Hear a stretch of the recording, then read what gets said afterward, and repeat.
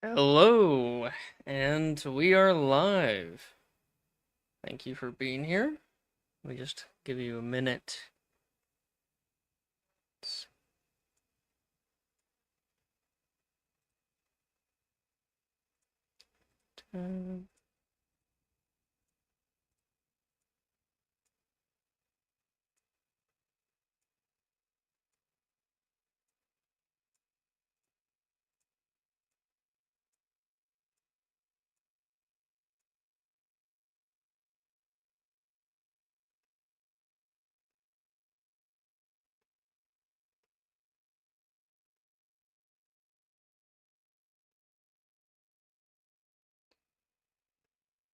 All right.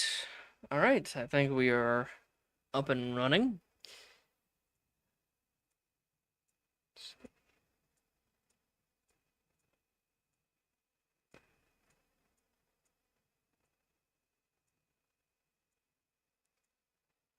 All right. Looking good. Let's see.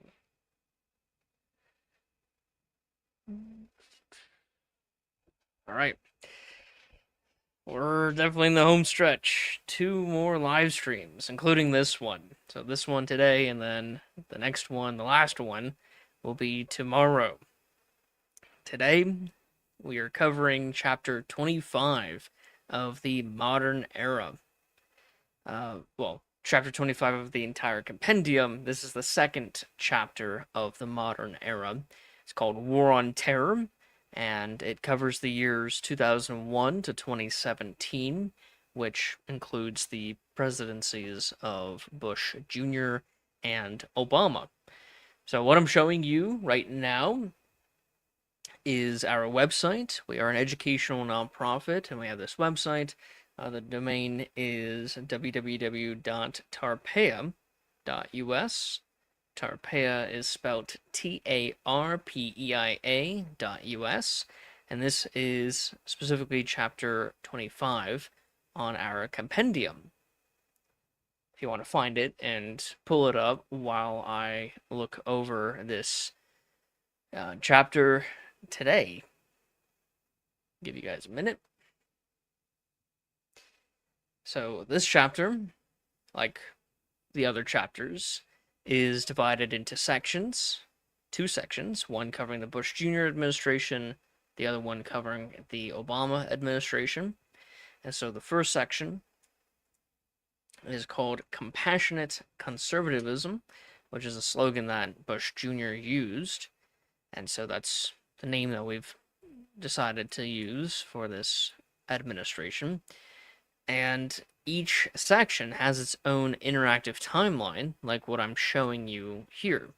And we are working on filling these timelines with primary sources and events. So if you're interested in learning about what happened during these certain time periods throughout American history, going all the way back to 1492, then just let me know and check out the website. So let's get into the first section.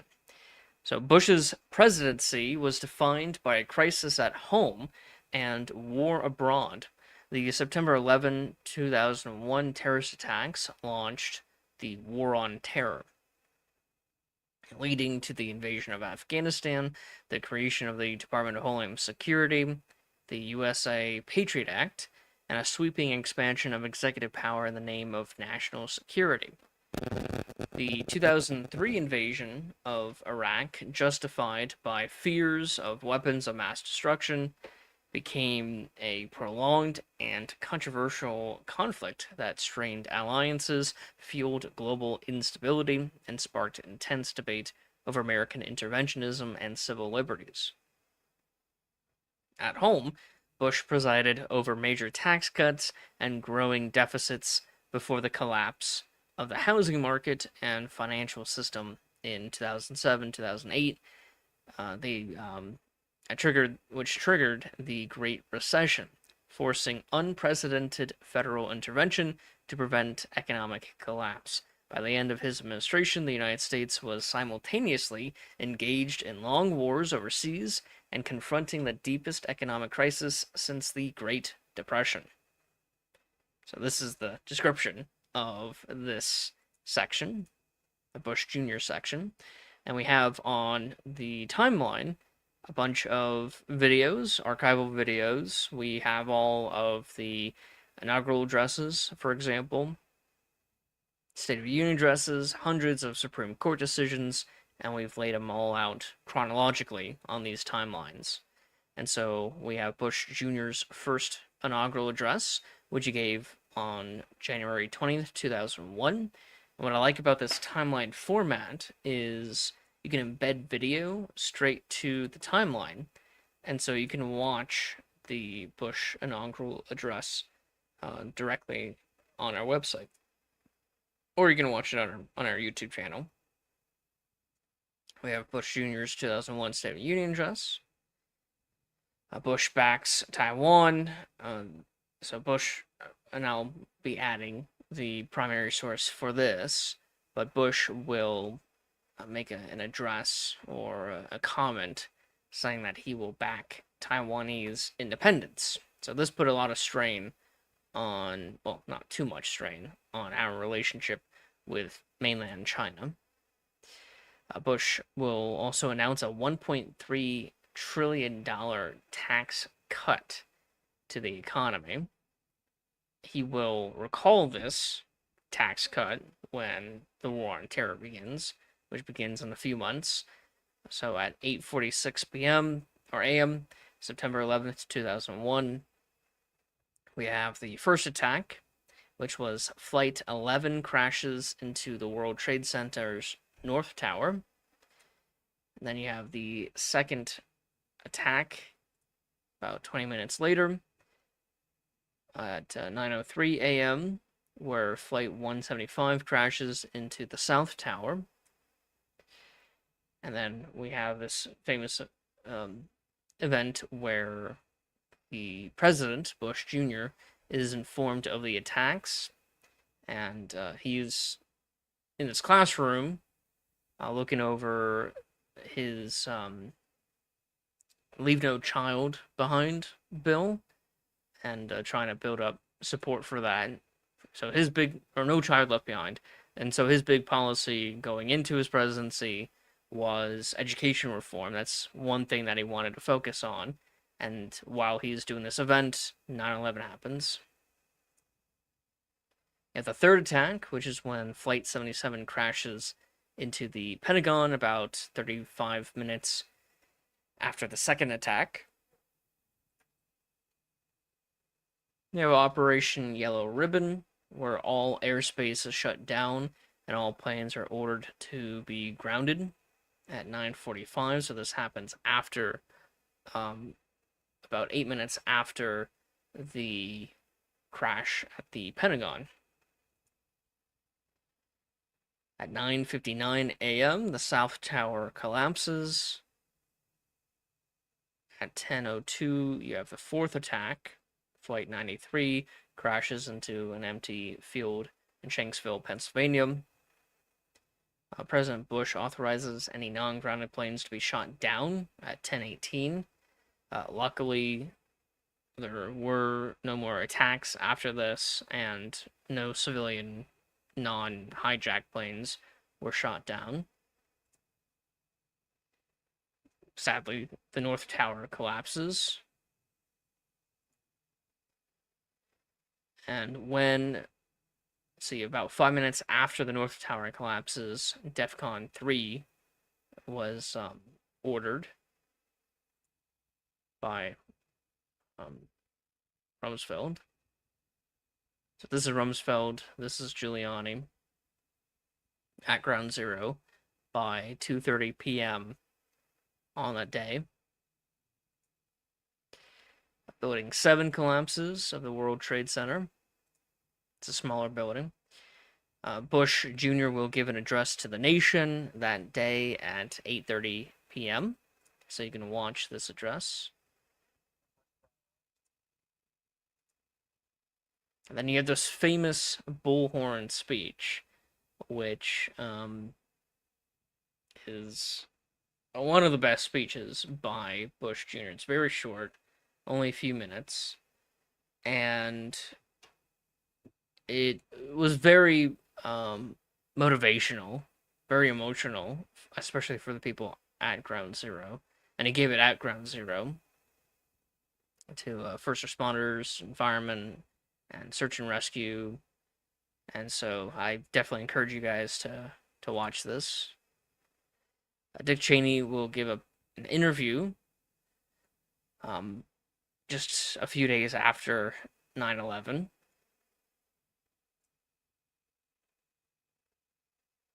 You have an act that's signed into law called the Authorization for Use of Military Force.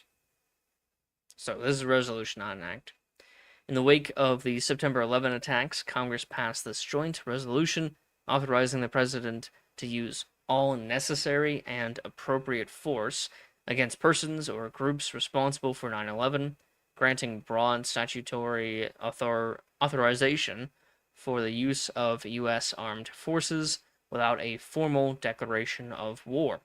This resolution greatly expanded presidential authority to conduct military operations globally under a statutory rather than constitutional declaration of war framework.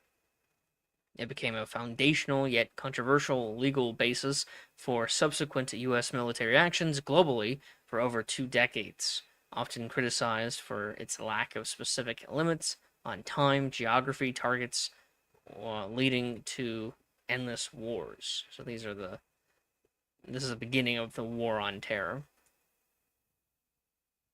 Bush will give an address to Congress on September 20th. You have Operation Enduring Freedom, which is going to be in preparation for Iraqi freedom. You have anthrax scare in D.C., which happens just a month after 9/11. Then you have the Patriot Act, the USA Patriot Act, greatly expanded surveillance, law enforcement, and intelligence powers, authorized roving wiretaps, broader access to phone and electronic communications, expanded capacity for government to monitor and detain suspected terrorists, increased authority over immigration, immigrant detention, and financial transactions, significantly broadening executive and federal reach over civil liberties in national security contexts. And in just a few months after 9/11, you have the Enron case, where Enron will file for bankruptcy, revealing a whole lot of fraud in the financial institutions. You have the withdrawal from the 1972 Anti-Ballistic Missile Treaty with, I guess, the Russians. Although we signed the treaty with the Soviet Union, and Soviet Union's no longer around. They have the No Child Left Behind, which is Bush Jr.'s education reform. Bush Jr.'s 2002 State of Union. Carter travels to Cuba. That's former President Carter. Bush announces the Cuban embargo will continue. The Bush-Putin nuclear treaty.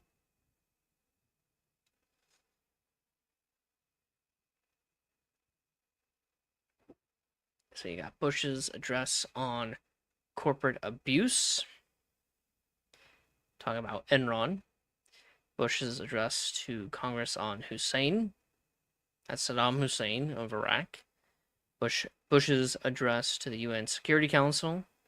So he is now talking about, it's only been 1 year, but he's talking about attacking Saddam Hussein in Iraq. Congress authorizes Bush to use force against Hussein. Yeah, the midterm election.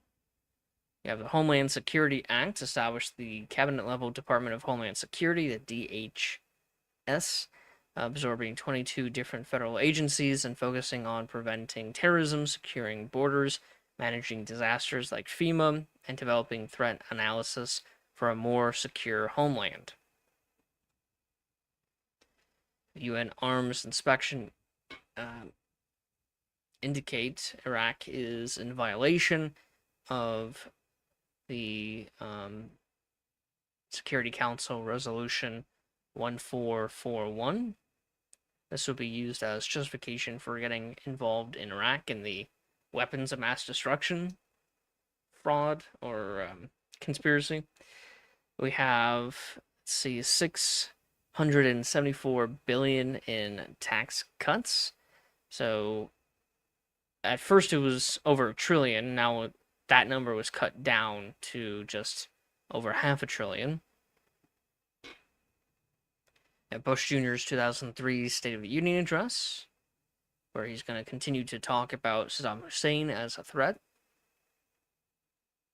You have the Columbia disaster, and I have Bush's address on the Columbia shuttle disaster that happened in February of 2003. You have Colin Powell's infamous speech to the UN Security Council about weapons of mass destruction in Iraq, and he will hold up this vial. It's not actually filled with anthrax, but he uses it to show how little amount of anthrax is needed to kill everyone in the UN room.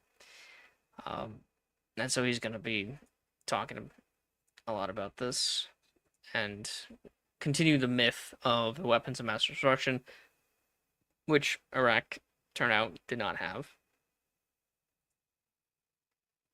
You have Ewing v. California Supreme Court decision about repeat offenders. We have Bush's ultimatum to Saddam Hussein that he gives. And then Bush announces the start of the Iraq War. So this is the start of Operation Iraqi Freedom. 2003, let's see, citing war costs, Congress decreases tax cuts to $350 billion. So you start with over $1 billion, almost $1.5 billion in tax cuts when Bush starts his administration.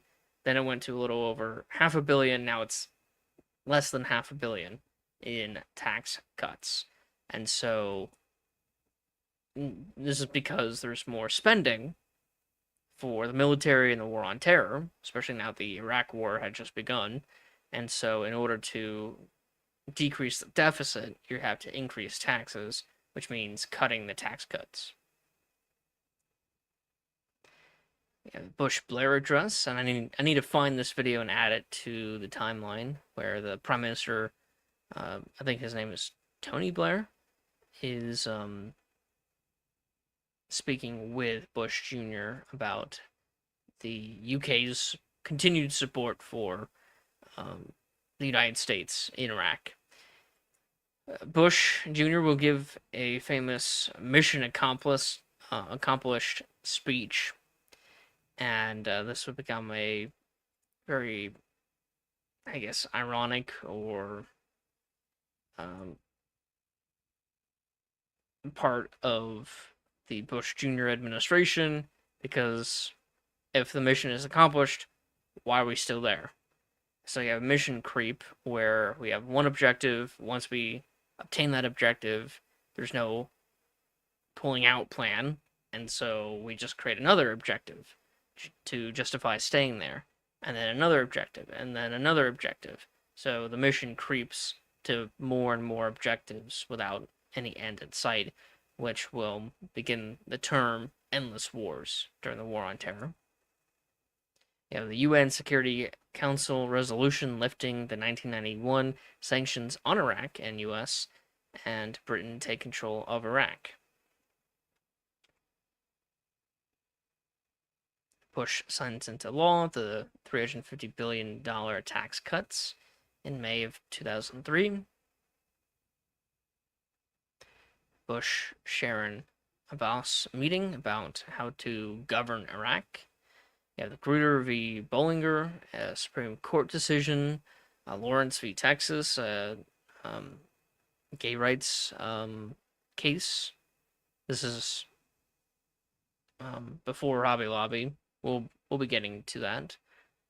Let's see. The CIA discredits claims of Iraqi efforts to obtain nuclear weapons, and so this is going to be the start of when people start to realize that there were no weapons of mass destruction, especially nuclear weapons.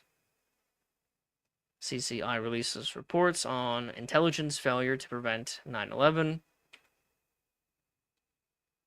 The U.S. weapons inspector finds no weapons of mass destruction in Iraq, and they'll make a report in October of 2003. Bush will ban late-term abortions, back when the federal government dealt with abortion. You have Medicare overhaul, reform under the Bush administration.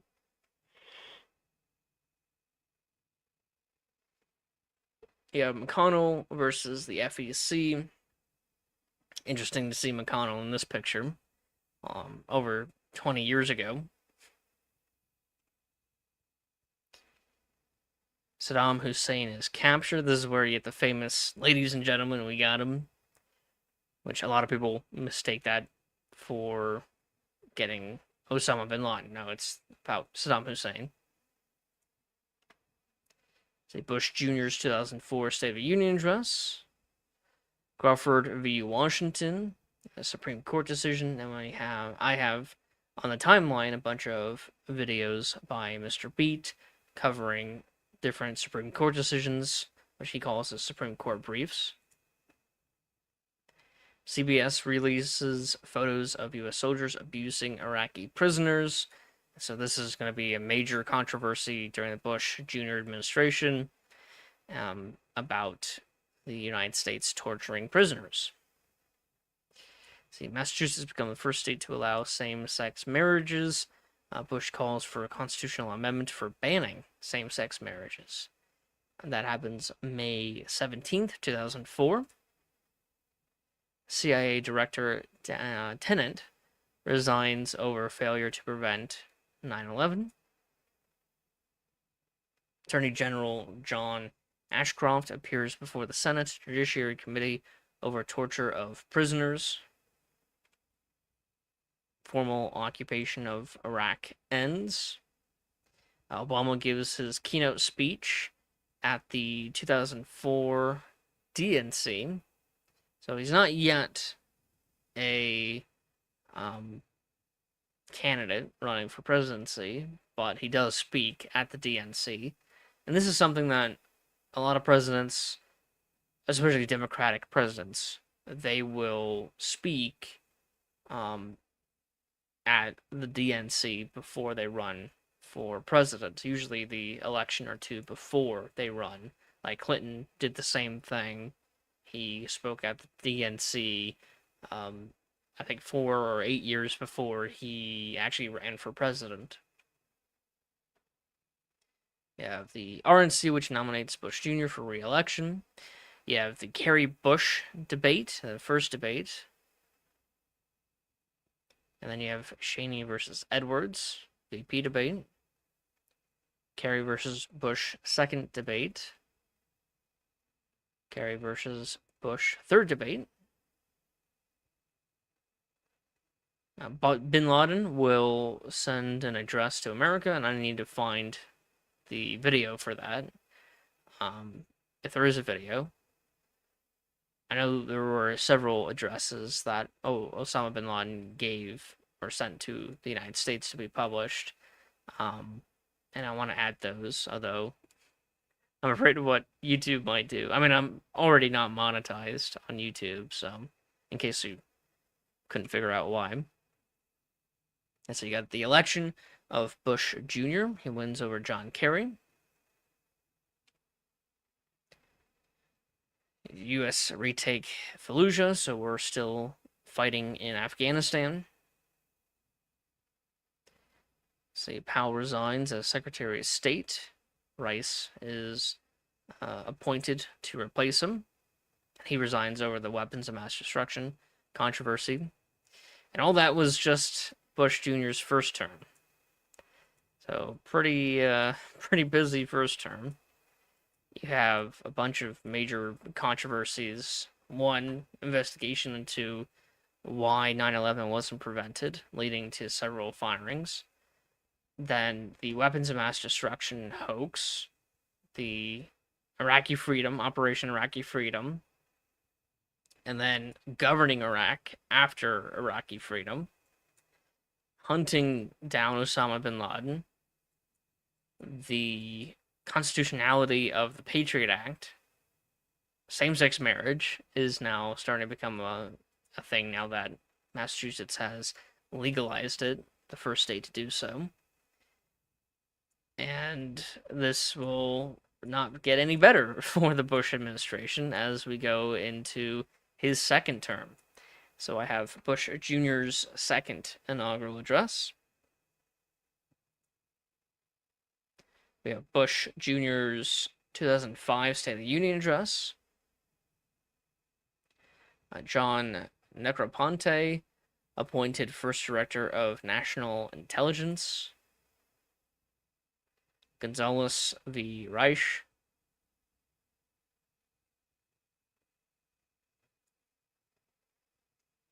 Kello v. City of New London, Supreme Court decision.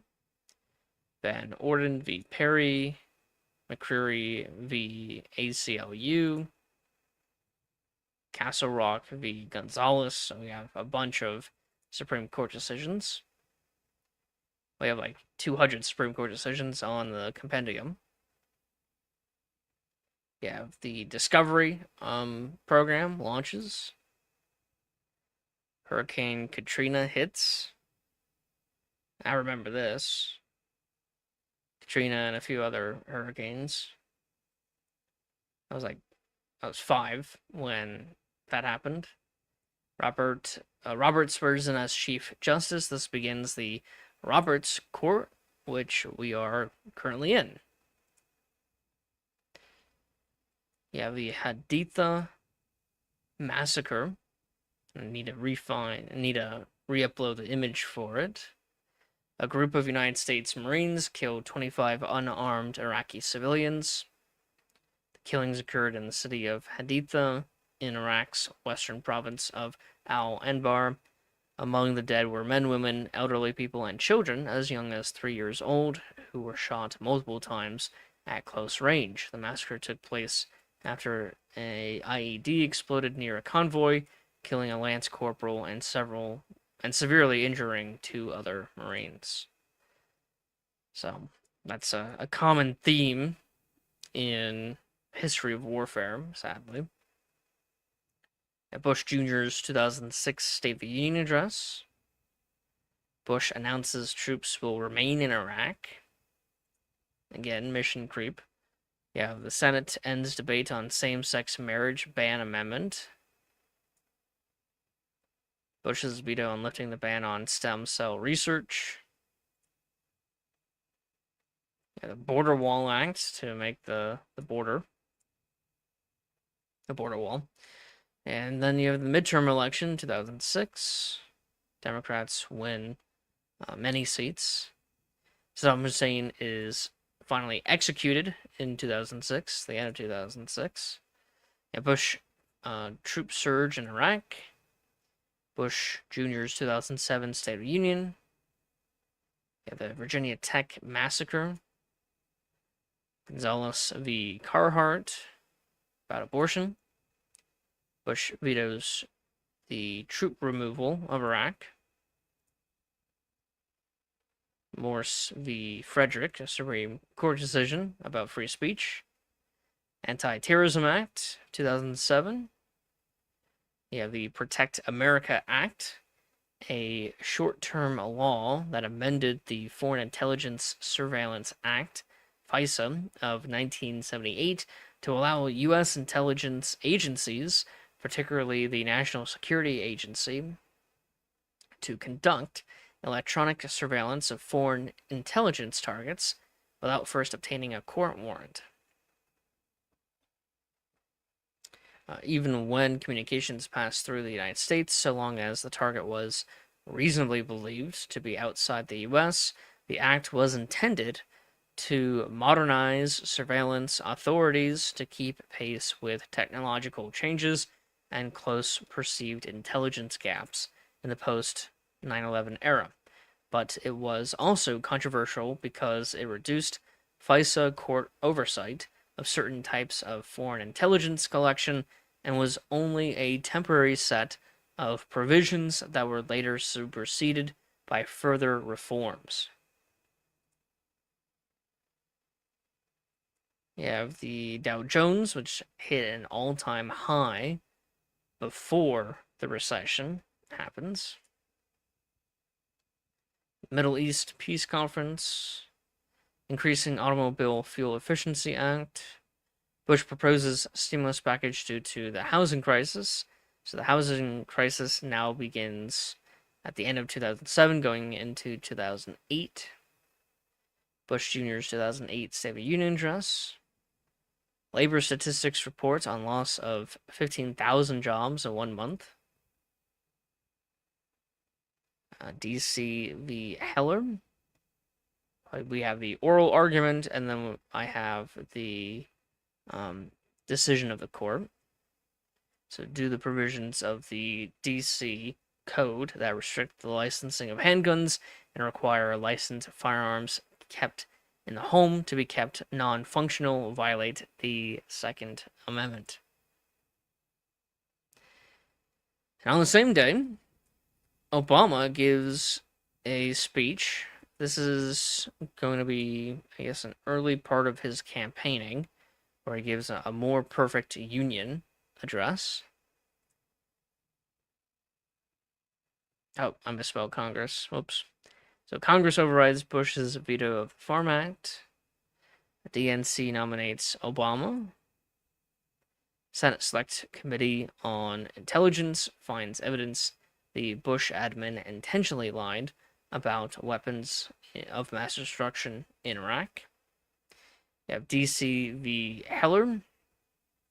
The ban on registering handguns and the requirement to keep guns in the home disabled or non-functional with a trigger lock mechanism violate the Second Amendment. Justice Antonin Scalia delivered the opinion for the 4-5 majority. The court held that the first clause of the Second Amendment that references a militia is a prefatory clause that does not limit the operative clause of the amendment, and that the term militia should not be confined to those serving in the military, because doing so would limit who can bear arms to those in the military, which would create exactly the type of state-sponsored force against which the amendment was meant to protect people from. Because the operative clause should be read to guarantee an individual right to possess and carry firearms, weapons, in case of confrontation, therefore banning handguns, an entire class of arms that is commonly used for protection purposes, and prohibiting firearms from being kept functional in the home, the area traditionally in need of protection, violates the Second Amendment. That's I think, a decent summary of at least the opinion, the majority opinion of this decision. Yeah, the nationalization of Fannie Mae and Freddie Mac.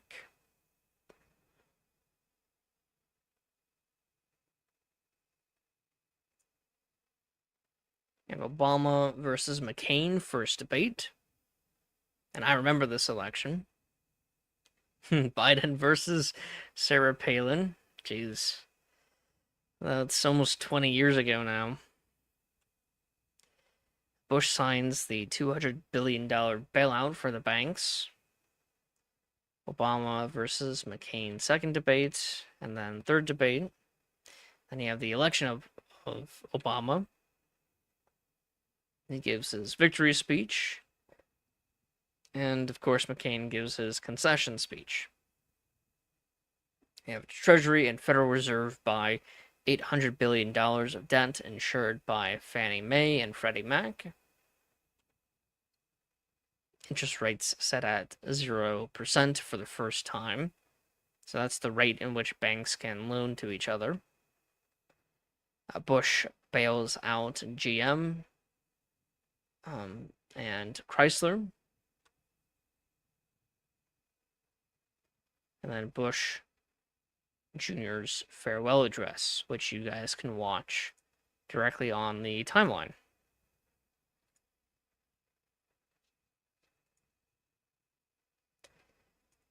And this will conclude this section of this chapter. Now we go into the second section of this chapter, which is called Change We Can Believe In. 2009 to 2017, these 8 years are the Obama years. So let me read the description that I wrote. Obama's presidency unfolded amid economic crisis, protracted war, and rising political polarization as he sought to stabilize the nation while redefining American leadership at home and abroad. Inheriting the Great Recession, Obama oversaw a slow and uneven economic recovery marked by stimulus spending, financial regulation, and persistent debates over inequality and growth. His signature domestic achievement, the Affordable Care Act, expanded health insurance to millions while igniting a fierce partisan opposition and shaping the role of the federal government in healthcare. Abroad, Obama ended the Iraq War, but expanded the war on terror through drone warfare, special operations, and intelligence campaigns, culminating in the killing of Osama bin Laden in 2011.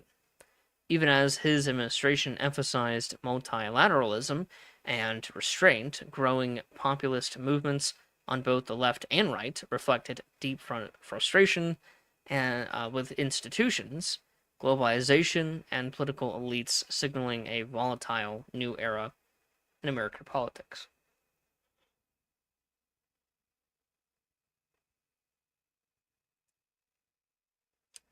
So we go to the first document that we have, this first archival video, which is Obama's first inaugural address, which he gave on January 20th, 2009.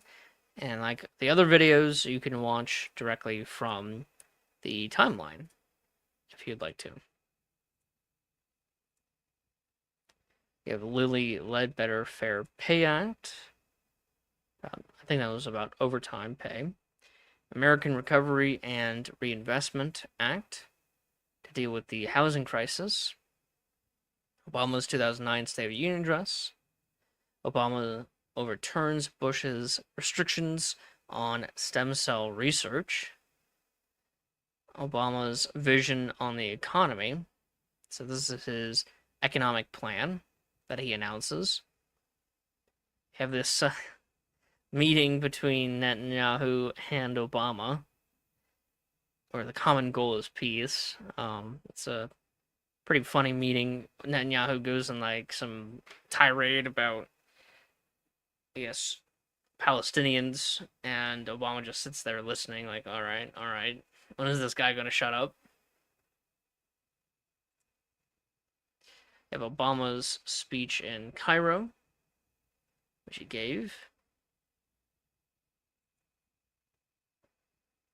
Obama's address to a joint session on healthcare reform.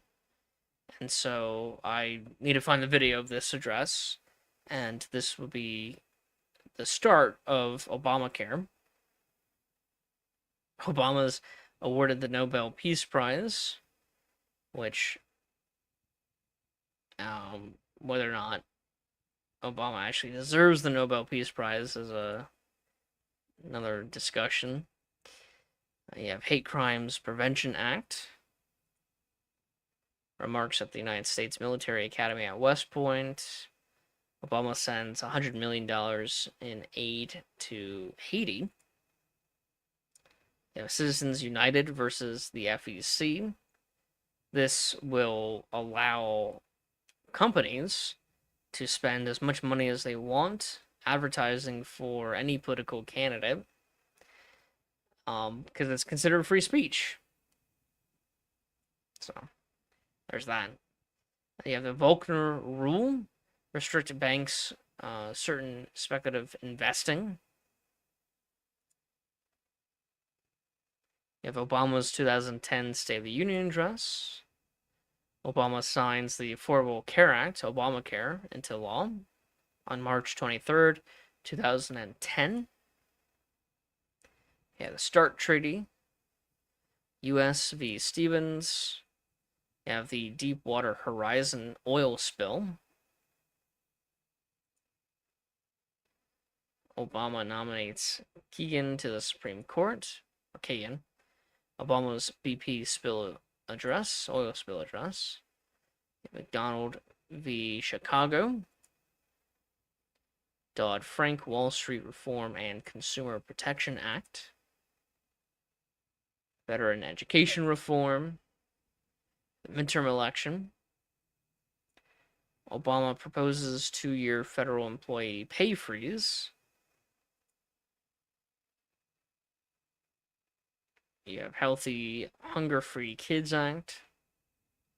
Tax Relief, Unemployment Insurance Reauthorization, and Job Creation Act. You have the Tucson shooting. Obama's 2011 State of the Union address. Obama's remarks on Egypt during the Arab Spring, 2011. The New START Treaty. Obama's remarks on Libya. Snyder v. Phelps. More remarks on Libya. Obama announces the death of Osama bin Laden on May 1st, 2011.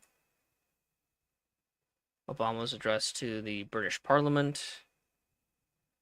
Obama's exit plan from Afghanistan, although this is not actually implemented. You have Budget Control Act. Obama addresses a joint session on the American Jobs Act. Obama announces the end of the Iraq War, 2011.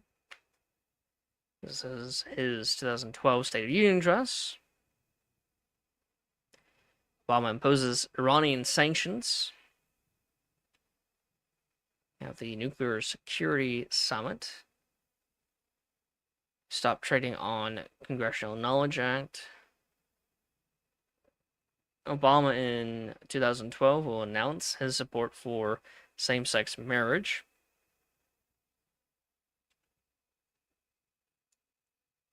Camp David Declaration of the G8. The DACA policy is implemented. This is the Dreamers Act. NFIB v. Sebelius. DNC nominates Obama for re-election. Obama gives an address to the UN. Obama versus Romney's first debate. Biden versus Ryan. This is 14 years ago. Wow. Obama versus Romney's second debate. Third debate. You have the election of Obama. On November 6, 2012, Obama wins over Mitt Romney. Then you have Obama's victory speech, 2012. Sandy Hook shooting, which happens at the end of Obama's first term. Obama will extend FISA for investigating and surveilling foreign threats, perceived foreign threats. American Taxpayer Relief Act. Obama's second inaugural address. Obama's speech on immigration reform.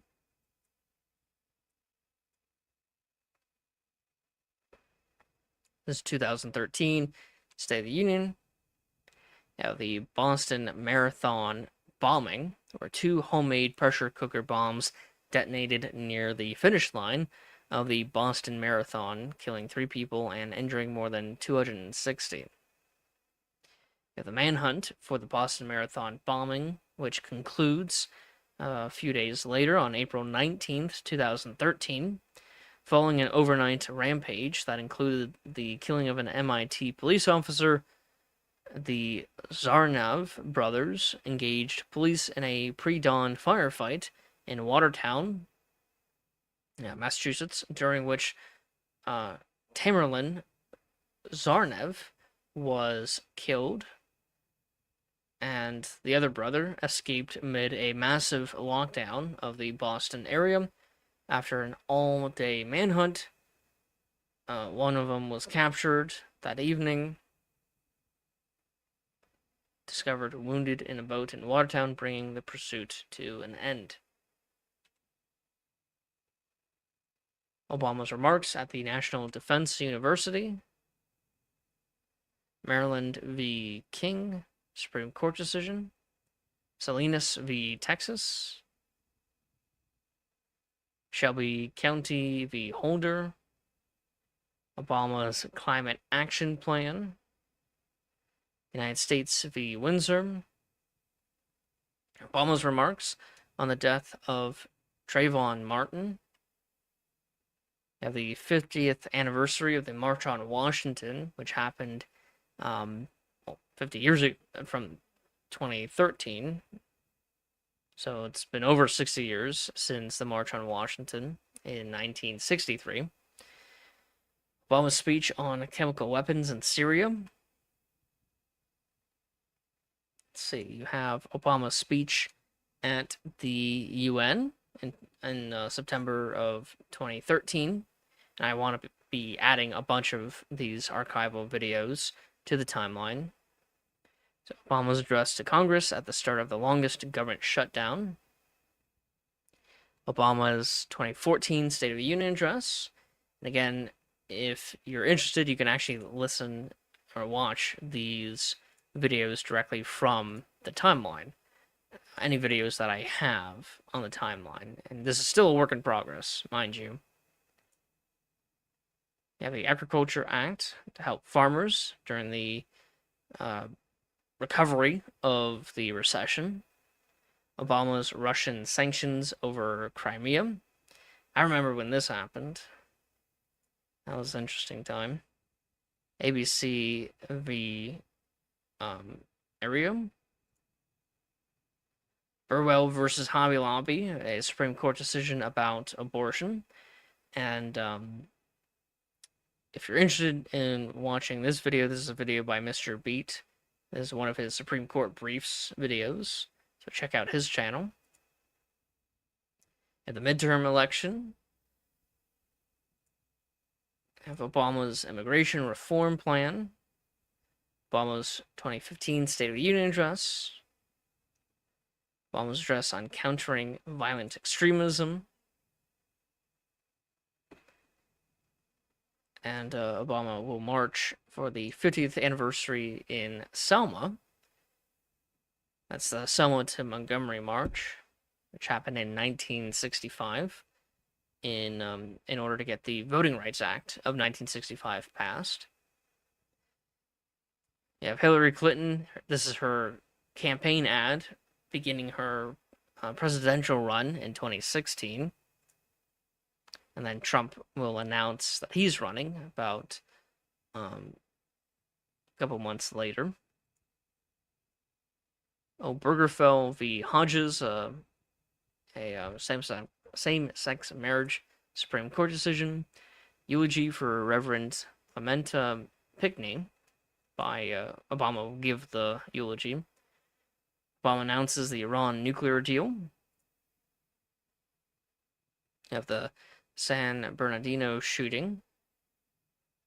Trump calls for a full Muslim ban. Obama's 2016 State of the Union address. You have the Iran nuclear deal. Nominates Merrick Garland to the Supreme Court. The Senate declines to vote, and they will decline to vote for pretty much a year, from the start of 2016 till the start of 2017, to prevent a Democrat nominee from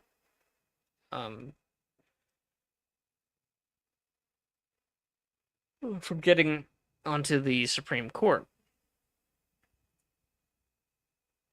Obama visits Cuba, announces more troops in Syria.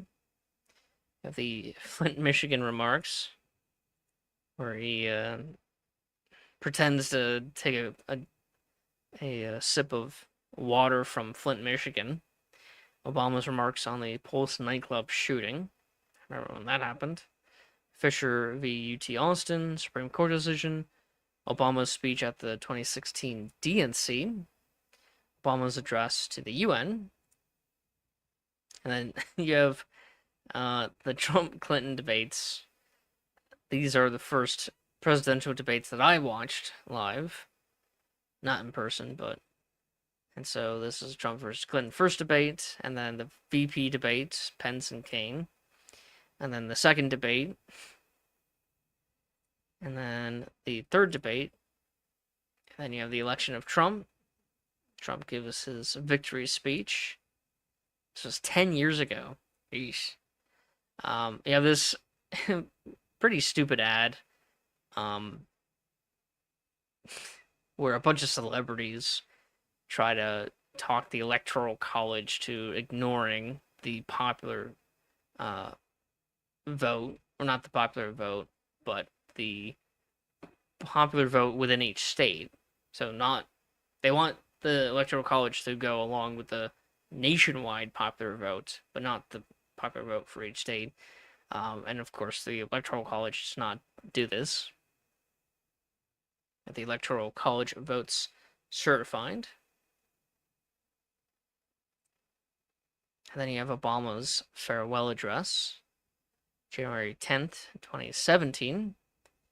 And this will conclude this chapter, almost at an hour. And this chapter has been chapter 25. The last chapter, which is the chapter that we're currently living in, is chapter 26. And so this chapter, chapter 25, War on Terror, covers Bush Jr. and Obama's presidencies.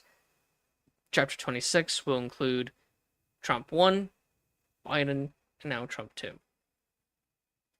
So let's go to that. So that's this chapter right here. And so stay tuned for that chapter. If you guys are wondering what I've been showing you my charity's website. The URL is www.tarpeia.us. Tarpeia is spelled TARPEIA.us. And this has been chapter 25. Tomorrow I'll be covering chapter 26, the final chapter that we have on our compendium. This compendium is a resource. It's free to use. Anyone can access it. You don't need to log in. There's no paywall, no advertisement or anything like that.